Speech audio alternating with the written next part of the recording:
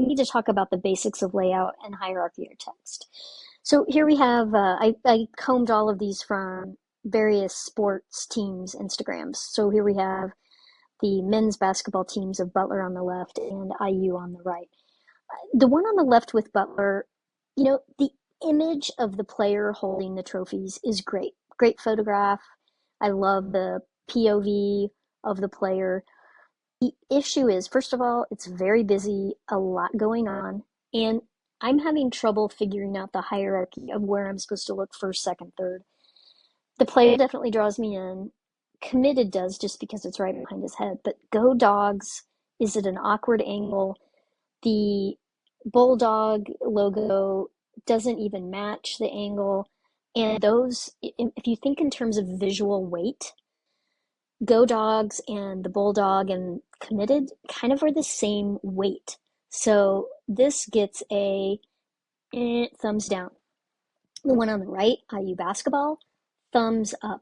Simple, clean, definite hierarchy. The texture that they use in the background, there's kind of I don't know, almost looks like a dot matrix pattern, but then they have the stripes, and those are paying homage to their warm-up pants. So you see that motif a lot in their designs. Also, the movement of the player is mimicked in the slant of the text, the italicized. Great idea.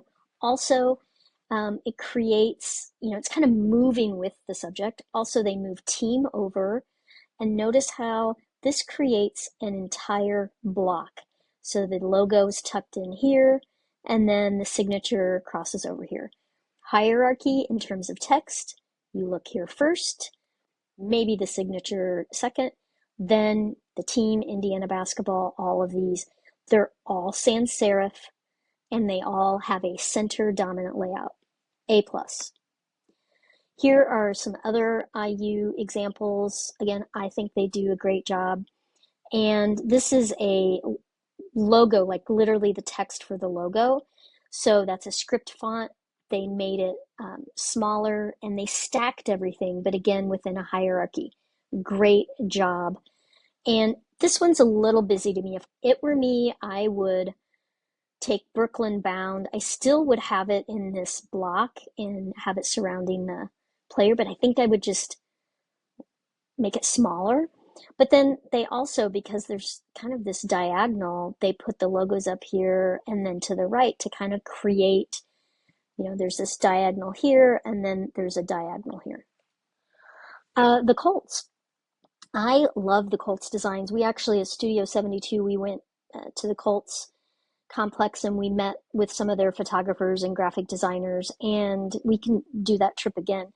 We met the graphic designer, and I think she does an awesome job. She's created this banner, which they use a lot.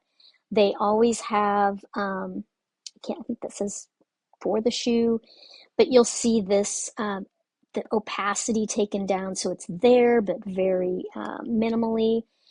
And, same text, but font, but different usage. And this use of Jalen Jones is brilliant. So Jalen is important, and it's a solid fill, whereas Jones here is a stroke. But it's these little motifs, these little dots that you literally could make a bumper sticker of this. If these dots weren't there, Jalen would just be kind of floating around. So again, that design element is what anchors it, and we have a hierarchy. This is large, this is smaller, my eye moves about. It's all centered alignment, and interceptions is kind of the width of the players. Great job, great use of gradients, love it. I love this too. Blurring the text, what an interesting idea. And this is a font that is kind of a serif because you have the little tips here on the letters. So that's kind of considered a decorative font, but it's also the same font that they use for Indianapolis Colts here. So, the rule is do not use more than 3 fonts. They've used only 2. This font, and the Colts, all the same. It just looks different because of the way they've used it. And actually, I think this is the same. It's just hard to see. So Colts, A plus on your designs. Also just color cohesiveness. Great job.